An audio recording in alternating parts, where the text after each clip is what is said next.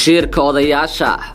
muqdisho iyo gobolada dalka waxaa ka bilowday in gabdhuhu aad u jeclaadaan shirka odayaasha iyo waliba ka dhalinyarada tolo maxaa lagu jeclaada shirka muxuu soo kordhiyaa faqiirka iyo taajirka shirkooda maxay ku kala duwan yihiin si aad u daawato warbixintan iyo kuwa kale oo cusub fadlan subscribe saar channelkeena oo la wadaag asxaabtiina gabdhaha ku nool muqdisho caasimada Soomaaliya ayaa bilaabay inay ursadaan shirtada ragooda si ay markaas uga helaan waxyaabo aad u wanaagsan qubaro ayaa cadeeyay in shirka ragga uu dumarka caafimaad u yahay marka ay dhalmada gaaraan gabdhaha ayaa haata bilaabay inay ursadaan shirarka ragooda deeqo iyo Axmed waa lamaano ku nool caasimada Soomaaliya muqdisho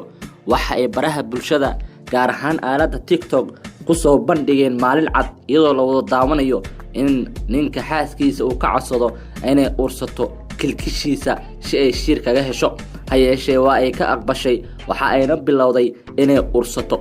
marar qaarkood sanka ay la raacaysay caraf ay dareemaysay halka mararka qaarkoodna ay markaasi ka aashaysay hayeeshee kama uusan quusanin si qasab ah ayuu kaga dalbaday inay shirkiisa ursato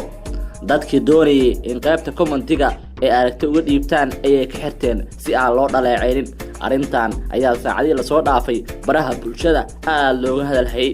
deeq iyo Axmed ayaa markii hore bulshada kala kulmay dhaleeceyn ku aadan sida ay kaga dhaqmayaan barta TikTok waxa ay soo dhigi jireen muuqaalo marar qaarkood aan indhaha u dhameyn karin ninka ayaa dhalinyarada rag iyo dumar isugu jira ee barta TikTok ku jira waxa ay ku dhaleeceyn jireen in madaxiisa uu weeyahay iyagoo u gafayay abuurista Allah hayeeshee hadda waxa ay ku haystaan jaanis maadaama xaaskiisa horay waxa u jirtay in guraceel gabar ku nool ay sheegtay inay jeceshahay shirka odayaasha balse hadda muqdisho ayay ka bilaabatay in gabdhuhu ay jeclaadaan shirka ragga gabaray ma jeclaan lahayd inaad ursato shirka ninkaaga